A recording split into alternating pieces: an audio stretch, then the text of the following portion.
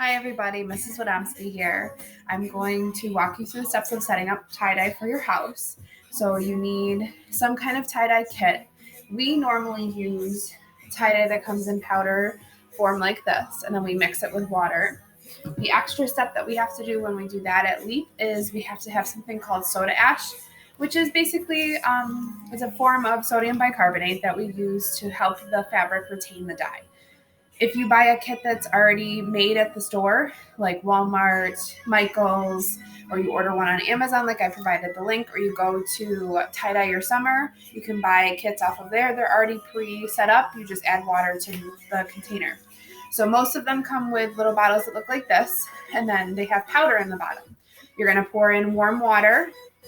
You're going to make sure the top is sealed, and you're going to give it a really good shake. You want to make sure all of that dye gets mixed in together with the water so that you have that set up. You also want to have your station set up. So it's really important. Tie-dye can be messy, and it is dye, so it can stain things. So this is especially important for parents. I would suggest maybe doing this outside, or definitely on a table that you do not care about, because if the dye slides onto your table, then you aren't as upset about it being like on your grandmother's antique dining room table. Okay. You can also buy tablecloth, or I just took a large garbage bag and I just laid that out on the table, and that this is where we would do our tie-dyeing. It's also helpful if you have like brown paper bag or an old newspaper, you can lay that out as well and use that, and it will soak up the dye and not go all over your table. Something we learned about doing tie-dye at LEAP is my little friends like to use a lot of dye. So you need to make sure that you're monitoring your children to make sure that they're not using too much dye. Okay. You also need to make sure you have rubber gloves or some kind of gloves to protect your hands. Otherwise, you're going to have dye on your hands.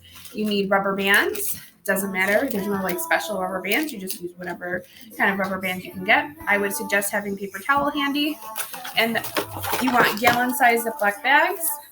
Those are really good for holding the dyed item because you do want to let it set for a while to kind of retain that dye. And then you need your items that are white. The best things are 100% cotton because that will absorb that dye and retain that color. If you try to do another fabric like polyester or nylon or something, it's not going to hold the dye, and you're going to be upset when you have no dye in there. Even if you put it on there and it looks like it's holding the color, it's not going to stay in after you rinse it. Okay, so you get your station set up, then you're going to take your clothing item, you're going to lay it out on your table or surface, whatever you're working on, and you're going to create your design with that. It could be folding and then putting your rubber bands around in sections. You don't have to set the rubber bands up as where the dye color is going to go. You can use the rubber bands just to hold the fabric together so that it keeps that dye concentrated in one spot. You can fold or do this spiral one, whatever you want to do. You're going to create that design, and there's a whole playlist of videos that walks you through how to do that. So you can use those playlists of videos to kind of show you what you have to do for that. You're going to take this, and then for our special one, because we use a powdered dye, we would have to soak this in the soda ash water for at least 30 minutes, but we usually did it overnight so that we have it ready for the next time when we're going to dye.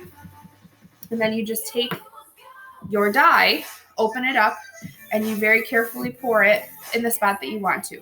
Don't forget to flip over, and then you're going to put dye wherever you want it to go in whatever design or setup you want to have on your fabric.